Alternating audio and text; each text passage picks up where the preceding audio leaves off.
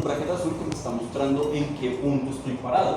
Entonces yo puedo decir, oye, estoy en el primer fotograma, o estoy en el fotograma 10, o estoy en el 22, y puedo sacar render en cualquier punto de estos, ¿vale? Un render fijo, solo una imagen, ¿vale? Entonces, al animar la cámara me da muchas opciones de sobre en qué momento quiero sacar el render, ¿vale? Entonces, aquí me voy a adelantar. Cuando nosotros tengamos esto, pues la idea es que esto no se vea así. Cuando nosotros tengamos esto ya bonito, finalizado, con luces, con materiales, pues vamos a sacar ese render, sea imagen o sea animación. Para eso, tenemos que tener en cuenta por acá en la cámara que tenemos una serie de propiedades. Entonces, ¿dónde vamos a ver las propiedades de esa cámara? Las vamos a ver por acá, ¿vale? Entonces, en el iconito de la cámara verde. Entonces, en el icono de la cámara verde, ustedes van a ver las propiedades de esa cámara. Imagínense que es como empezar a hablar, esa cámara es una Sony de tal referencia, con tal lente. Es el punto donde yo me pongo a jugar con las propiedades de ese elemento, de ese objeto, del objeto cámara. Entonces, lo primero que yo puedo ver es que yo puedo cambiar el tipo de cámara y puedo jugar entre una cámara con perspectiva, que sería lo más normal, lo que normalmente usaremos, una cámara ortogonal, que lo que va a hacer es que se parezca a un isométrico, una perspectiva paralela. ¿Recuerdan que es una perspectiva paralela? Entonces díganme que es una perspectiva paralela. Listo. Cuando tengo una vista en perspectiva, normalmente hay una deformación espacial. Es una perspectiva cónica donde las líneas convergen hacia un punto, lo que ustedes pueden ver como puntos de fuga, ¿cierto? Entonces, esas formas, esas curvas van hacia un punto o hacia unos puntos específicos en el espacio, ¿cierto? Las cosas se ven más grandes cuando están cerca y se ven más pequeñas cuando están lejos, ¿cierto? Como que se pierden en la profundidad de ese espacio. Cuando tengo una perspectiva paralela, que normalmente es para usarla en un lenguaje técnico, no existe esta deformación espacial. Las líneas que son paralelas en la producción van a ser paralelas en la previsualización, y por eso parece que fuera infinito y nos da esta sensación como de isométrico, ¿vale? Entonces las imágenes se van a ver mucho más planas. Miren el cambio nomás acá. ¿Listo? Ortogonal y perspectiva. ¿Ven cómo se cambia la sensación de profundidad? Una cosa es mucho más natural y simula cómo funcionan los lentes de las cámaras, cómo funciona nuestro ojo, y la otra tiene ese lenguaje técnico, ese lenguaje de planos y de producción, ¿vale? Entonces, perspectivas ortogonales son perspectivas paralelas, no hay profundidad, no convergen las líneas. Y el otro lado, la de perspectiva, la cónica, pues sí tiene esa convergencia de líneas. Por otro lado, tenemos esta por acá, panorámica, con la que podemos jugar con otro tipo de lentes. En este caso, este lente que da como ese efecto ojo de pez que tienen algunas cámaras, no sé, como esa apertura muy grande que podemos buscar, ¿listo? Entonces, si ven cómo ya se empieza a deformar, pues cambia un poco el sensor. En este caso, creo que nosotros vamos a trabajar normalmente con la primera opción, con perspectiva, a menos de que quieran lograr un efecto raro. No sé, con todo lo que usted dice que se vea muy grande el producto, pues podría explorar con otro tipo de cámara. Ahora, tenemos el focal length, que va a hablar de esa apertura del lente. Y es de nuevo como si ustedes cambiaran los lentes de sus cámaras, ¿vale? En este caso, a mí me interesa que lo recuerden así. Números menores van a hacer que haya mayor apertura en el espacio, pero más deformación espacial. Y números mayores van a hacer que sea más cerrado el lente, menos apertura espacial, pero también nos va a dar a nosotros la sensación de que las formas son mucho más paralelas, ¿vale? Entonces yo normalmente digo, como números pequeños, si uno va a renderizar cosas que quiere que se vean grandes, ¿sí? Pueden ver aquí cómo se marca y cómo se aleja, cómo se abre el lente.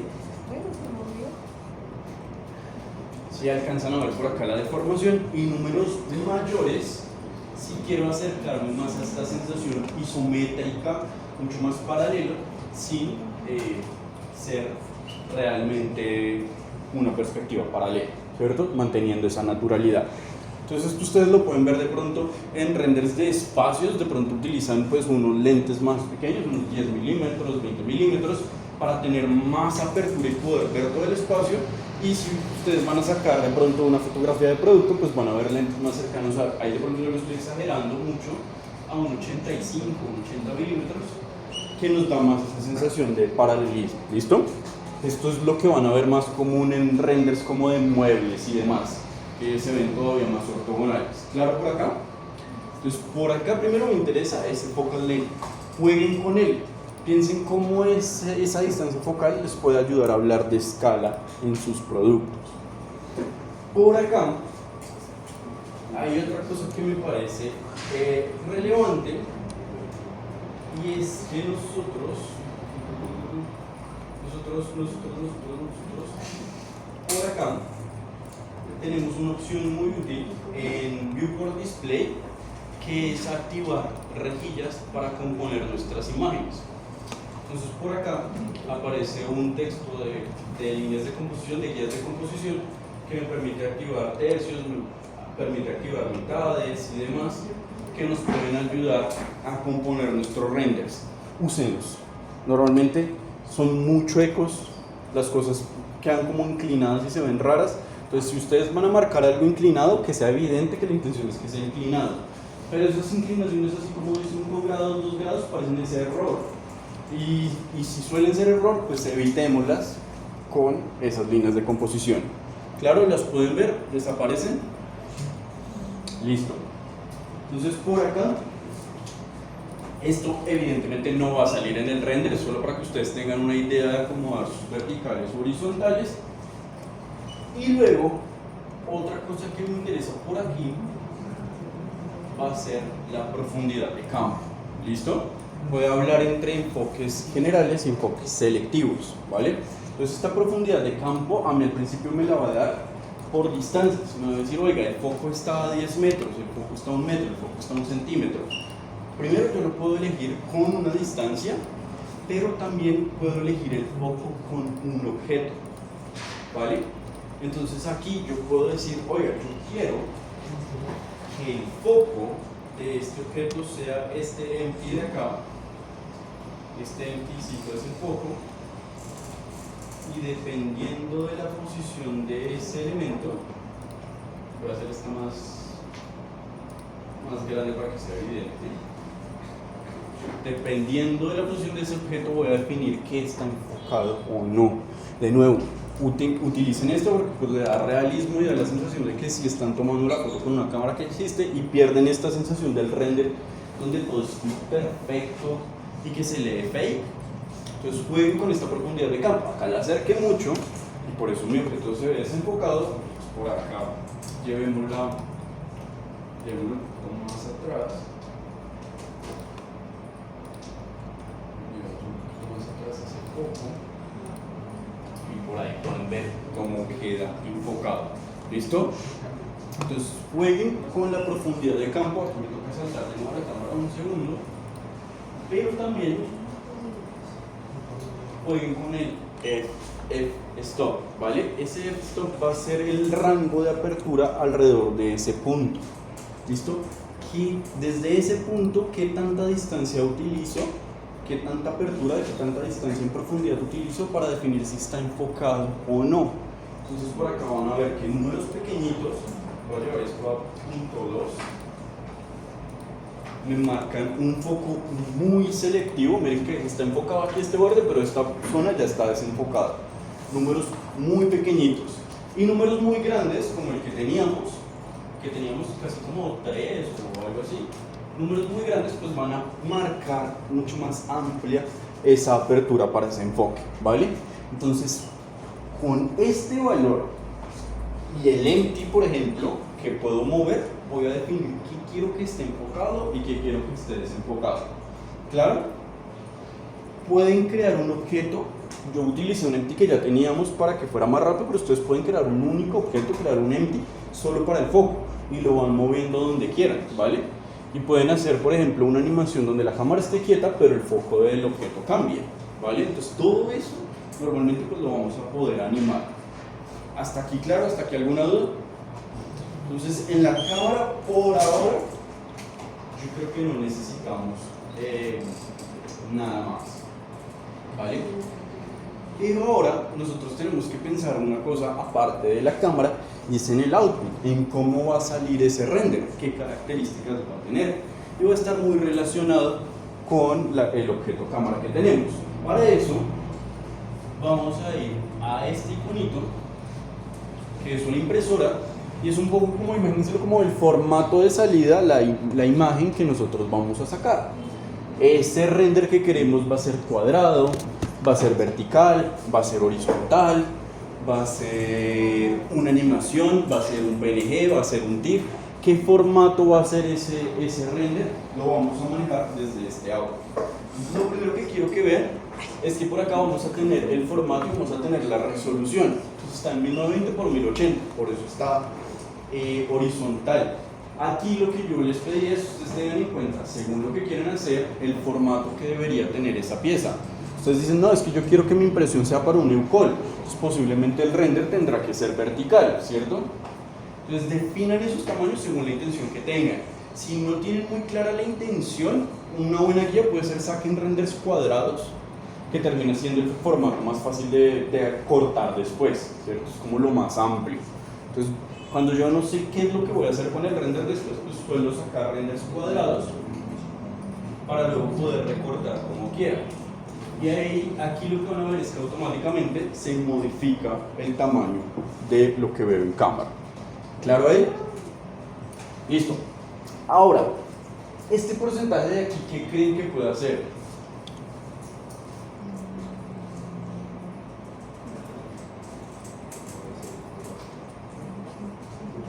¿Qué creen que puede ser? ¿Qué creen que puede ser ese porcentaje? ¿Está relacionado? Sí, sí, sí.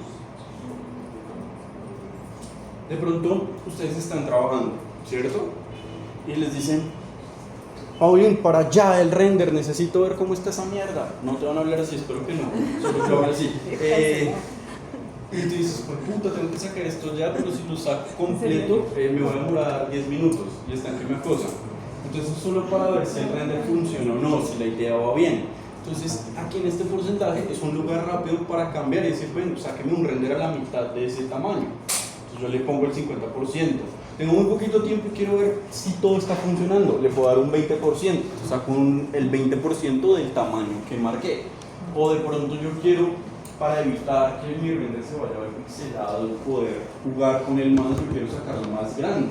Tengo tiempo y digo, no, pues este tamaño está muy pequeño, vámonos un poquito más arriba. Entonces simplemente le doy aquí un 200% y cuando saque el render pues va a ser esta medida por 2, ¿vale?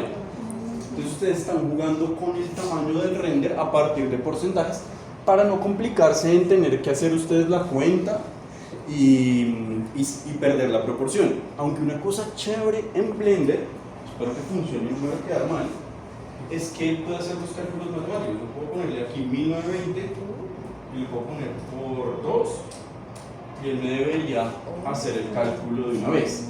Y esto normalmente cuando vean como estas casillas de valores, que dice como, pues puta, la mitad, ¿cuánto es la mitad?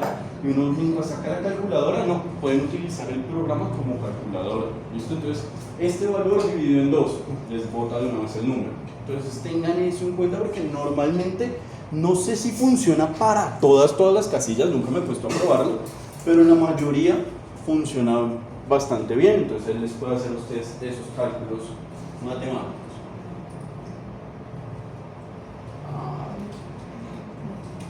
¿Listo? ¿Claro ahí? ¿Claro hasta acá? ¿Alguna duda? Listo. Por acá aparece otra cosa útil que nosotros podemos sacar desde acá, podemos sacar un control V, y es sacar un render de región. ¿Han usado alguna vez un render de región? Digamos, de nuevo, Paulín está trabajando y está haciendo blusas, ¿cierto? Y la tela es pesada y quiere ver cómo está funcionando el patrón, pero no quiere sacar todo el render de la modelo porque se demoraría mucho, pero quiere ver una parte de la camisa para ver si el patrón está funcionando bien. Entonces sacar un pedacito del render, ¿vale? Es sacar una zona para comprobar que si está funcionando bien ese material, la iluminación o cualquier cosa. De pronto si tiene un logo, que el logo sí que vaya a ser visible, pues sacan un render de esa zona. ¿Listo?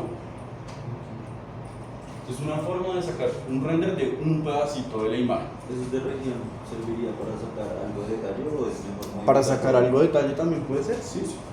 Si no necesita, o sea, ya usted tiene que revisar si le sirve o no. Si no necesita cambiar la cámara, si le sirve tal cual como es, o sea, si se ve bien el render y lo puede sacar, porque usted puede ajustar. Si quiere sacarlo a mayor tamaño, o sea, lo puede acomodar. Esto normalmente, si no, lo sacamos con control B, ¿vale? Para que sea más rápido. Control B y les aparecen como estas guías, como esta cruz, y ustedes dibujan cuál es la región que quieren sacar, ¿vale? Pues por aquí, render de región. Por acá, más abajo, está el frame rate y me dice 24 fps. ¿Qué creen que es eso? Fotogramas por segundo. Es justo lo que les hablaba antes, que van a ser la cantidad de fotogramas que él interpreta que aparecen dentro de un segundo. Ustedes son de videojuegos, ¿cierto? No, no son de videojuegos. ¿Qué pasa? ¿Qué pasa? Ok, ¿qué juegan? ¿Qué juegan? ¿Alguien juega Call of Duty? ¿O alguien juega así Call of Duty o Fortnite o alguna cosa así de juegos en línea? Sí.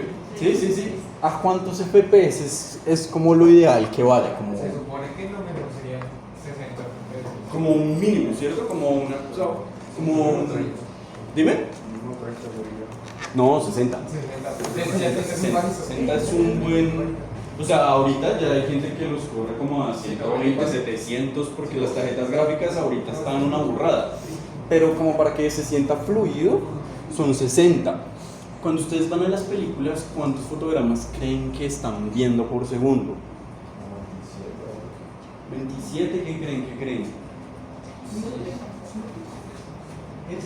24, 25 en la mayoría, a menos de que les haya dado por hacer algo raro con la película, ¿vale? Cuando ustedes ven muñequitos, ¿alguna vez vieron como los Looney Tunes o alguna cosa así? Como Bugs Bunny, ¿cuántos fotogramas creen que están viendo? 20, ¿cuántos creen? 14, por ahí va, 12. Entonces, pónganlo así, se los pongo así. Imagínense que cuando hacían Bugs Bunny y demás, pues tenían que hacer cada dibujo, ¿cierto? Era cada celda, cada dibujo, entonces tenían que hacer 12 dibujos diferentes, pues de los personajes. Normalmente los fondos eran estáticos, la mayoría de cosas de los fondos son estáticos porque si no, no terminan nunca, pero los personajes están 12 celdas o 12 fotogramas por segundo. Da una sensación de movimiento diferente, pero pues es una cuestión que tiene que ver con el proceso productivo. No puedo hacer 24 porque sería mucho trabajo. 24 es lo normal para que el movimiento se sienta natural cuando uno es espectador. Entonces, por eso las películas normalmente 24, 25 funcionan más que bien. Pero ¿qué pasa con los videojuegos? En los videojuegos ustedes están tomando decisiones dentro de la historia, dentro de lo que ven. Ustedes tienen que reaccionar a lo que ven. En la película uno está quieto viendo y ya, ¿cierto? Por mucho uno se asusta, pero no pasa nada más. Pero en los juegos ustedes tienen que estar pendientes, moviendo la cámara, que si viene una buena ruedita por allá, pues le tienen que apuntar y disparar. Ustedes tienen que estar siempre pendientes. Y por eso se necesita que el movimiento sea mucho más fluido. Por eso van a buscar más fotogramas, ¿vale? Y si ustedes vieran de pronto, no sé, ustedes están viendo una pelea de box y ponen la repetición y muestran cómo va el puño re lento y le pega en la boca y le saca los dientes y le salen las babas. ¿Ahí qué creen que está pasando? ¿Cómo logran eso? ¿Cómo hacen eso? Ven la Fórmula 1 que van los carros embalados, pero entonces muestran la repetición y se ven los carros lentos, cómo se chocaron y sale el man sin cabeza dando vueltas. Eso no pasó, pero muchos más fotogramas por segundo. Son cámaras de alta velocidad que entonces en lugar de decir, bueno, yo le tomo a usted, o cuando ponen el iPhone en cámara lenta, en lugar de decir tomo 24, le tomo 100, 200, 600 fotogramas por segundo y con eso ustedes pueden ralentizar el movimiento, pero como hay tanta información van a lograr que se sienta fluido. ¿Cierto?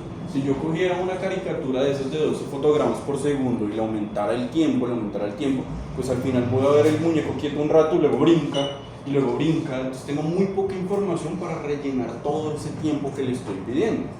Cuando tengo tantos fotogramas, puedo coger y expandir en el tiempo y lo que era un segundo de grabación, pues lo puedo ver en 3 o 4 y aún así el movimiento se siente fluido. Entonces es lo que nosotros vamos a tener en cuenta aquí en el frame rate, ¿vale? Los fotogramas que busquemos. Para nosotros normalmente 24 está bien, porque además si le subimos más, se van a demorar demasiado sus renders, pero si ustedes quieren de pronto un movimiento que se vea como que el producto sube en cámara lenta y se ve mucho detalle, como muy fluido el movimiento, pues lo que pueden hacer es subirle un poco esa cantidad de fotogramas, ¿vale? Entonces, según la necesidad que tengamos, editamos esto, ¿vale?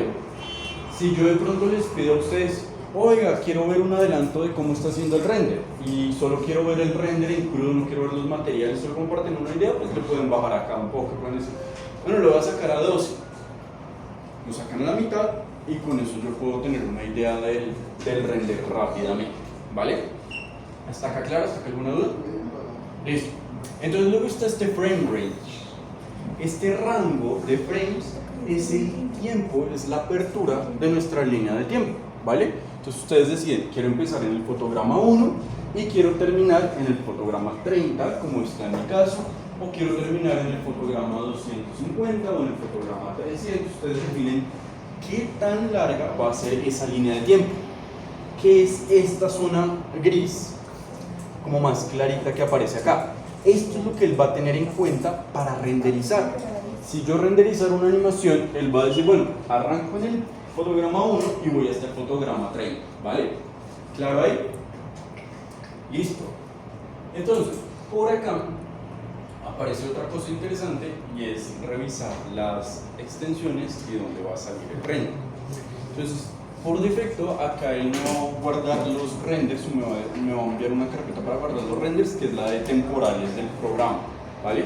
Entonces, simplemente pueden coger aquí esta carpeta y cambiarla por la carpeta que ustedes quieran, la del proyecto y demás, ¿vale? Luego, por acá, nosotros tenemos los formatos de salida. Entonces tenemos por un lado las de imagen y por otro lado las de video, ¿listo? En video pueden ver que tenemos solo uno y en imagen sí tenemos un montón. Entonces, en imagen, ¿qué utilizaríamos? ¿Qué formato usarían ustedes para imagen? PNG, ¿por qué PNG? Ok, en principio sí, hace unos años sí, ya no, por el fondo transparente, ok. ¿Cuál es la gran diferencia a día de hoy, de un JPG y un PNG? Que el PNG puede tener canal alfa. Las imágenes están en RGB o CMYK, ¿cierto? Y en este caso el PNG puede tener RGBA, puede tener un alfa. Me puede hablar de que una parte sea transparente, el JPG no, ¿vale? Pero esto de que sea más calidad el PNG que el JPG, sobre todo en Blender, ya no es cierto por cómo han avanzado las cosas. La diferencia es muy poca en calidad, pero sí mucha en peso. Entonces yo les recomiendo que si no necesitan sacar alfas, si no necesitan tener renders con fondos transparentes, que en principio no debería ser nuestro caso en los primeros momentos, pues vamos a renderizar en JPG. Ahora, si ya la intención es tener un render en muy buena calidad, o sea, si ya están buscando tener un render en buena calidad y poder abrirlo en Photoshop y poder editarlo, rendericen en TIFF, ¿vale? Si ya la preocupación es calidad, pásense a TIFF y con eso no tienen ningún problema, ¿listo? Creo, si no estoy mal, que el JPG 2000 tiene canal alfa, ¿listo? Por si les interesa. Pero sobre todo es eso, acá, y les puedo dar un videito que lo explica muy bien, si la preocupación es calidad entre JPG y PNG, al menos en Blender, no va a ser muy evidente, pero el peso sí se va a notar, entonces mejor JPG, ¿vale?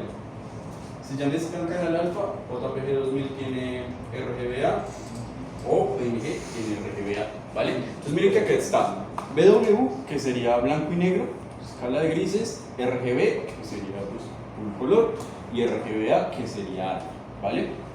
Claro ahí. Y en video, pues elegimos la de video, pero esa la podemos hablar más adelante para jugar. Por acá, ¿qué más me interesaría?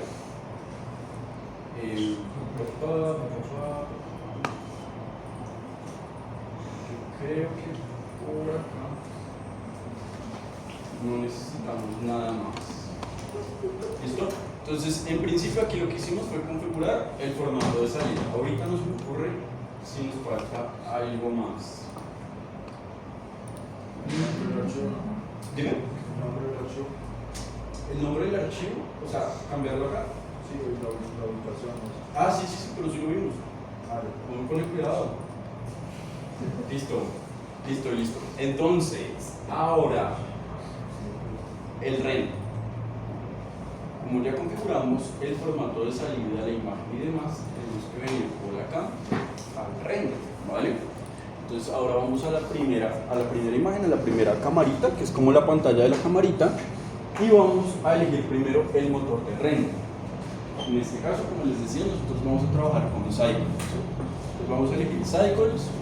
Aquí que les pido que ustedes elijan. Que elijan si quieren renderizar usando solo la CPU o utilizando la CPU y la GPU, ¿vale? Esto ya va a depender de sus cómputos. Pero para aprovechar esto, van a venir aquí a Edición, Preferencias, y por acá, si no recuerdo mal, en Sistema, van a venir por acá en Cuidado y van a revisar qué está utilizando él para este renderizado, ¿listo? Entonces, él aquí está utilizando la tarjeta gráfica, que es esa NVIDIA T600, pero le voy a pedir que utilice las dos. Que utilice tanto la tarjeta gráfica como la CPU, ¿vale? Ustedes eligen qué quieren usar. De pronto si tienen dos tarjetas gráficas, pues les aparece una filita más, ustedes eligen. Si no les da la opción de elegir dos, es que posiblemente su tarjeta gráfica no es compatible con ese sistema. Está también este RTX y están estos de acá, estos que son para las personas que tengan tarjetas gráficas AMD, la Radeon, ¿vale? Si tienen Radeon, posiblemente no les aparezca acá, sino acá en estas últimas dos. ¿Listo? ¿Claro ahí? Listo. Listo. Pero esto es una cosa que hay que hacer solo una vez, no es como que lo tengan que hacer cada vez, vamos a activarlo una vez y luego nosotros vamos a venir por acá. ¿Listo? Entonces, por acá abajo yo voy a tener los parámetros de sampling. Los parámetros de sampling van a ser los cálculos de luz sobre mi escena. Qué tanta información, qué tantas veces él procesa mis diferentes píxeles dentro del cuadro de render. Entonces, si yo quiero más calidad, digamos que si yo quiero más calidad, debería subir esto de acá, ¿vale? Pero en el sampling, yo quiero que tengan en cuenta dos cosas. Que voy a tener un panel de comandos para el viewport y un panel de opciones o de información de parámetros para el render. ¿Listo? Entonces, miren que en el viewport tengo 1024 y en el render tengo 4096. Entonces el render evidentemente se va a demorar más porque me estoy pidiendo mucho tiempo. Pero estos valores se pueden cambiar. Yo normalmente puedo bajar eso a 2000, a 1000, suelen salir bien, no es grave. Ya es una cosa de ir revisando la escena y los materiales y el campo con el que están renderizando. No es un valor único de que todos, porque todos tenemos, no es como que todos tengamos el mismo compu o que todos vamos a tener la misma escena como para decir, a todos nos va a funcionar aquí 100. Es posible que a alguien, porque tiene un computador muy potente, 100 le funcione, y a otra persona, pues 100 pues, le queda todo borroso y no funciona bien. Entonces esto va a variar, pero pues normalmente este 4000 igual le bajo, digamos, 2000 puede funcionar bien, pero igual es una cuestión de ir probando, ¿vale? ¿Qué me interesa por acá además? Que tenemos una opción de denoise. Ustedes seguro que han peleado con el noise un montón, que son todos estos puntitos. Yo tengo la opción tanto en el render como en el viewport de activar ese denoise. El denoise va a hacer que se pierda un poco de detalle al principio, porque lo que hace es que él aplica un algoritmo donde reconoce los bordes y en el interior de los objetos aplica una especie de blur, como un Gaussian blur, para evitar ese ruido. Pero entonces ese blur hace que se pierda un poco de detalle al principio. Pero igual también le pueden dar más tiempo para que le alcance a procesar mejor y no quede todo muy pastelado, y que la sensación que es como de como en óleo el render, ¿vale?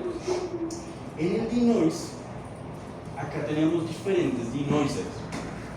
No sé si se ha cambiado, este OptiX funciona bastante bien, va bastante rápido, es el que yo suelo utilizar. Este OptiX y aquí también OptiX. ¿Listo? Se suele ir bastante bien.